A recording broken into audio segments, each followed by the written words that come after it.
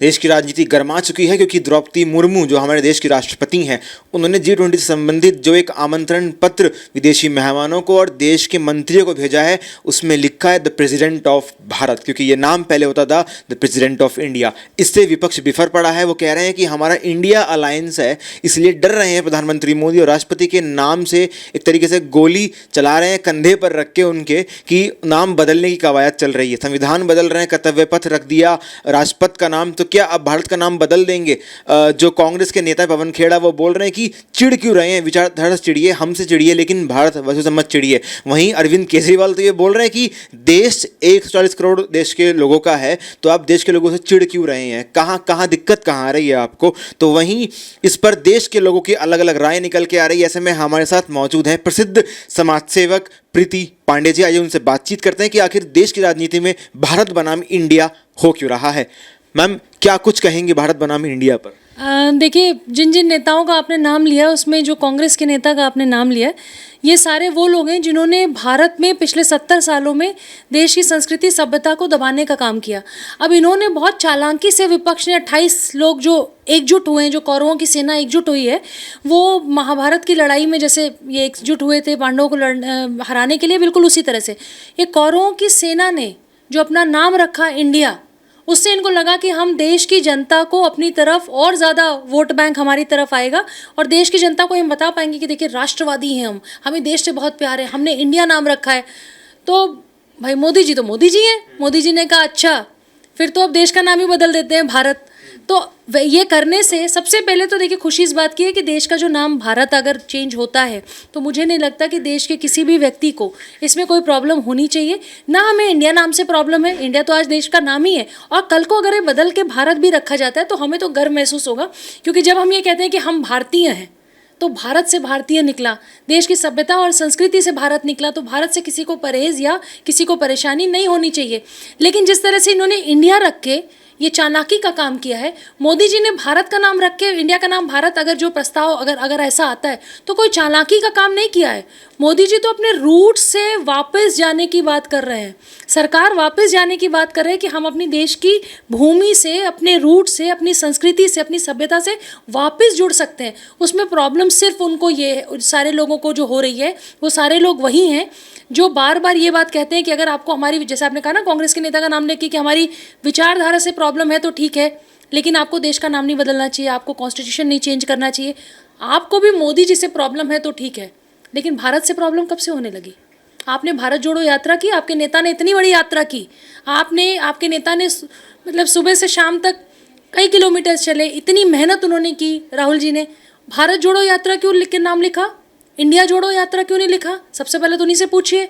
तो वो भारत जोड़ो यात्रा करें तो कोई प्रॉब्लम नहीं, और अगर भारत नाम एग्जिस्ट ही नहीं करता है तो इंडिया जोड़ो यात्रा क्यों नहीं रखा?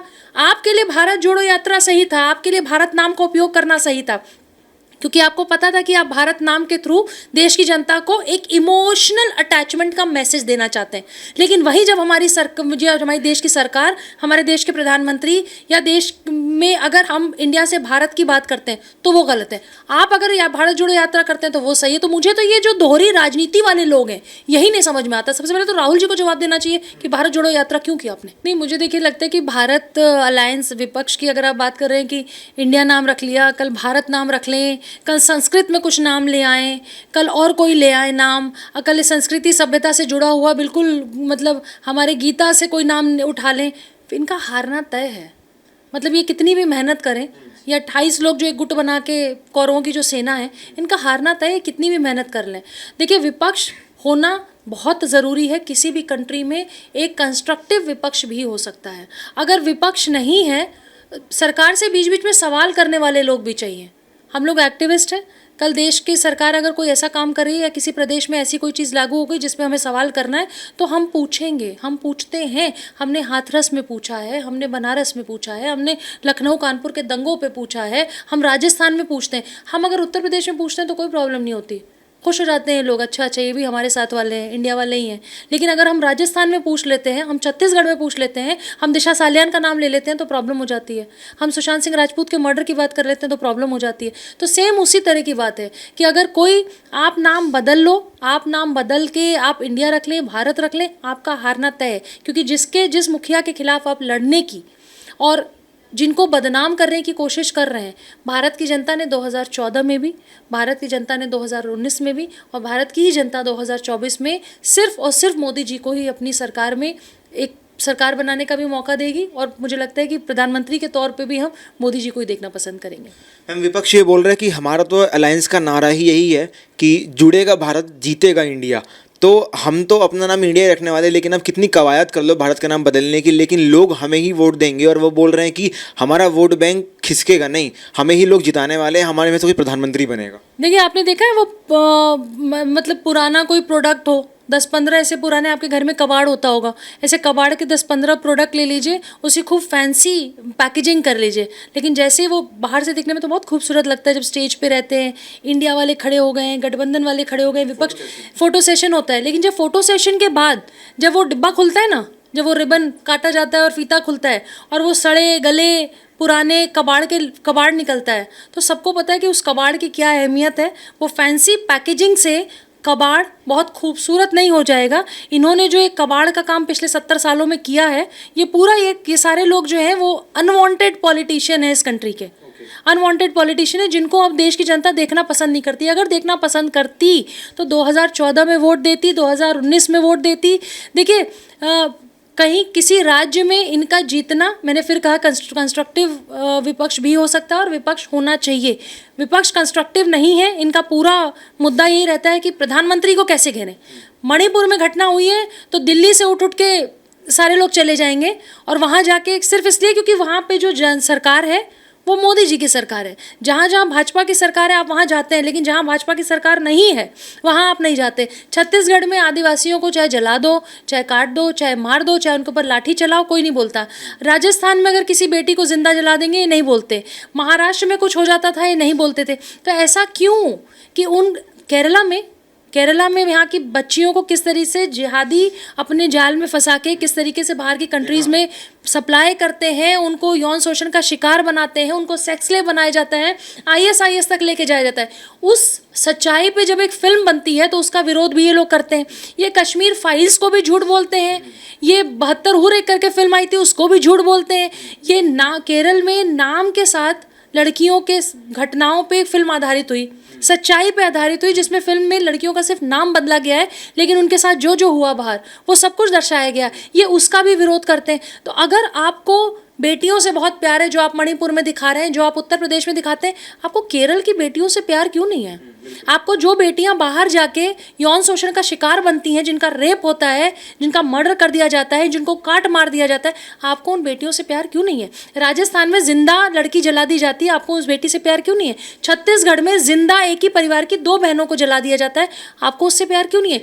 क्यों? क्योंकि राजस्थान, छत्तीसगढ़, जिन जिन स्टेट्स का मैं नाम ले रही हूँ वो स्टेट्स उत्तर प्रदेश में नहीं आता, मणिपुर में नहीं आता। दिल्ली में आए दिन आप अखबार उठा लीजिए, पर डे रेप की घटनाएं हो रही हैं।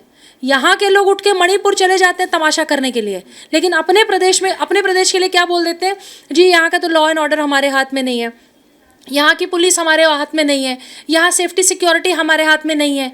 अरे भैया, जब आपको पता था कि आपको इतना लाचार CM बनना है तो आपको यूपी से, आपको दिल्ली से इलेक्शन ही नहीं लड़ना चाहिए था।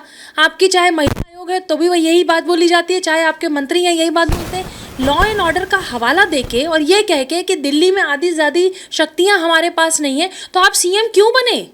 आप जाते ना उत्तर प्रदेश में, आप अपनी पूरी ताकत उत्तर प्रदेश में झोंक देते।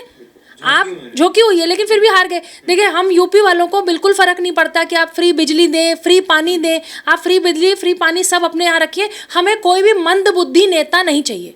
हम योगी जी से खुश हैं, और अगर कल योगी जी की कोई ऐसी स्कीम जो हमें नहीं पसंद आती, हम सवाल उठाने के लिए भी फ्री हैं। हम उनसे पूछेंगे ना, हमको जेल होगी, आज़ादी है बोलने की। लेकिन आप ये आज़ादी दिल्ली में, आप ये आज़ादी केरल में, राजस्थान में, छत्तीसगढ़, महाराष्ट्र में आज़ादी नहीं दिखा सकते। आप वहाँ बोल के देखिए, आपके खिलाफ 4 FIR हो जाएगा। आज की डेट में जो पत्रकार इनसे सवाल पूछ देता है उसके ऊपर 4 FIR हो जाता है। तो प्रधानमंत्री भाजपा से नफरत करिए, मोदी जी को पसंद मत करिए, इनके नेताओं को पानी पी पी के गाली दीजिए, इनके नाम का माला जपिए, हमें फ़र्क नहीं पड़ता। लेकिन जब आप देश के प्रधानमंत्री और उस कुर्सी पर बैठे हुए व्यक्ति, जो अब वो व्यक्ति नहीं रहे, अब वो देश के प्रधानमंत्री हैं, संवैधानिक पद पे हैं, देश के एक राजा हैं, जिनको लोग, वो तो अपने आप को राजा कभी कहते नहीं, लेकिन हम राजा उनको मानते हैं भाई।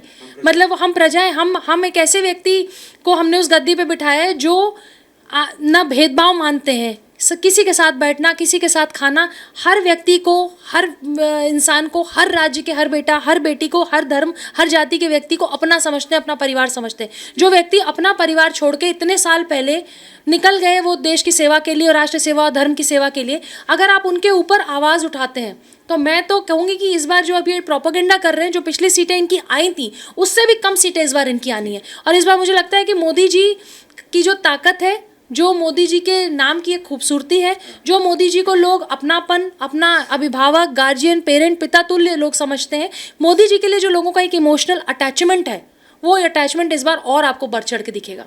बिल्कुल मैम, ज़माना सोशल मीडिया का है, एक्स जो सोशल मीडिया हैंडलर है, वहाँ पर अमिताभ बच्चन ने भी ट्वीट कर दिया है, एक्स कर दिया है, पोस्ट करा है कि भारत ही होना चाहिए, हम खुश हैं। और वहीं जो एक पूर्व क्रिकेटर हैं वीरेंद्र सहवाग, उन्होंने भी बीसीसीआई से मांग कर दी है कि अब जो वर्ल्ड कप होने वाला है, भारत में टूर्नामेंट होने वाला है, उसमें भी जो भारतीयों की छाती पर जो लिखा होगा, लोगो जो होगा, उसमें इंडिया की जगह भारत हो। क्या कहेंगे आप? लोग भी कूद रहे हैं, बड़े बड़े नेता आ रहे हैं बीच में, आपको लगता है कि हाँ भारत नाम होना चाहिए, हालांकि सरकार मना कर रही है? मुझे, जैसे आपने कभी सुना है कहीं पे इंडिया माता की जय? सुना है? हम क्या बोलते हैं? भारत माता की जय।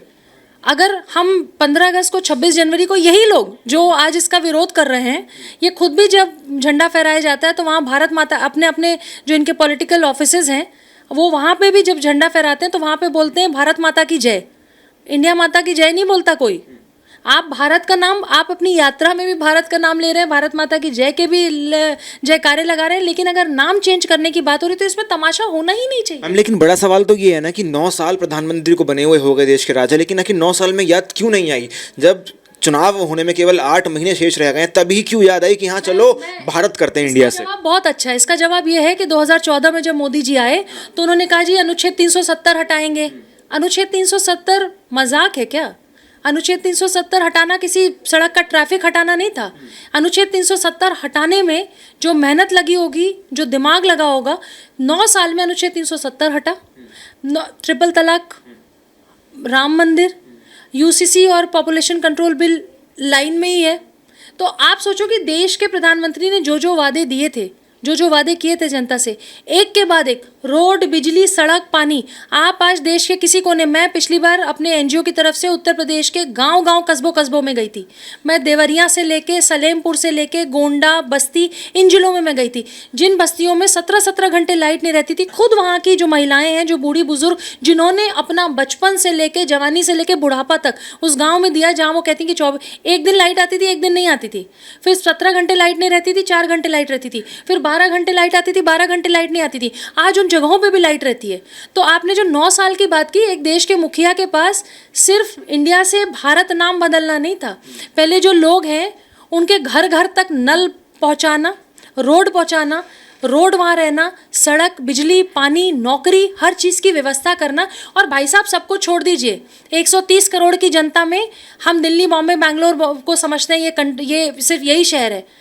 बहुत ऐसे ऐसे गांव हैं जिनका नाम भी लोग नहीं जानते होंगे। उन गांव की औरतें कई किलोमीटर दूर तक शाम तक वेट करती हैं कि शाम हो जाएगी तो वो टॉयलेट जाएंगी, तब वो शौच यूज़ करेंगी, तब वो खेतों में जाएंगी। घर घर तक शौचालय पहुंचाने का काम प्रधानमंत्री ने किया है। तो 9 साल में प्रधानमंत्री के पास इतने बड़े चैलेंजेस थे कि पहले महिलाओं को उनका अधिकार तो दिलाएं। हलाला और ट्रिपल तलाक के नाम पे जो महिलाओं का शोषण होता हुआ है वो भी इसी 9 साल में हुआ। आतंकवाद अनुच्छेद 370 की वजह से पनपता था, वो भी हटाने का काम प्रधानमंत्री ने किया। तो मुझे लगता है कि एक के बाद प्रधानमंत्री ने जितनी लिस्टिंग की थी और जितने वादे देश की जनता से किए थे वो सब किए। हाँ, लेकिन उसके साथ साथ राम मंदिर देखिए बनी रहा है, जनवरी 2024। चुनावी मास्टर स्ट्रोक मान लें इसको? नहीं, मुझे लगता है कि चुनावी मास्टर स्ट्रोक नहीं। आप पिछले 5 साल में 2-3 चीज़ें तो ऐसी हैं जो बदली हैं, जो हुई हैं, जिसमें आप बहुत सारे बिल्स मैंने गिनवा दिए। सीए आया, सीए भारी हिंसा लेकिन उस पर हुई थी।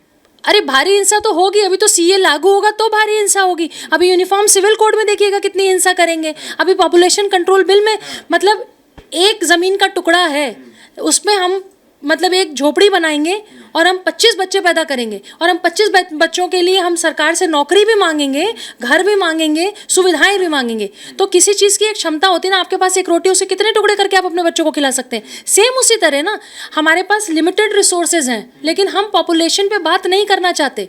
हम चाहते हैं कि देश की 130 करोड़ की जनता को प्रधानमंत्री नौकरी दे दें, लेकिन हम अपनी पॉपुलेशन कंट्रोल नहीं करेंगे। हमारे घर में 4 बच्चे हैं तो भी मोदी जी नौकरी दें, 8 बच्चे हो जाएंगे तो भी, 80 बच्चे हो जाएंगे तो भी, तो भाई हर चीज़ की एक लिमिट है। सेम उसी तरह जो आप मास्टर स्ट्रोक कह रहे हैं, मोदी जी को किसी मास्टर स्ट्रोक की ज़रूरत नहीं है। मोदी जी का नाम आज की डेट में इतना है, जिसने प्रभु राम का राम मंदिर ही बना दिया हो। जनवरी में राम मंदिर की ओपनिंग है, शिलान्यास रख दिया गया है। जिस दिन ये मंदिर बनेगा, लोगों के लिए 1 महीने 1.5 महीने बाद खुलेगा पूजा पाठ के बाद। मुझे तो लगता है कि इससे बड़ा मास्टर स्ट्रोक हो ही नहीं सकता। लेकिन मोदी जी ने खुद कह दिया ना कि राम मंदिर के नाम पे वोट नहीं मिलेंगे इस बार।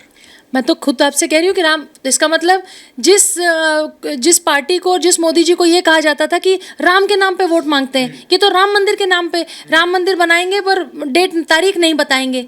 अब वो विपक्ष गायब हो गया, अब तारीख भी बता दी गई है। तो राम मंदिर के नाम पे, इसका मतलब जो आपके ऊपर इल्जाम लगाया जाता था मोदी जी के ऊपर कि सिर्फ राम मंदिर के नाम पे वोट मांगना चाहते, तो राम के नाम पे सियासत कब तक चले? राम मंदिर के नाम, देखिए राम तो कण कण में है। राम का नाम तो जब तक भारत है, जब तक पृथ्वी है, जब तक ब्रह्मांड है, राम का नाम हमेशा रहेगा।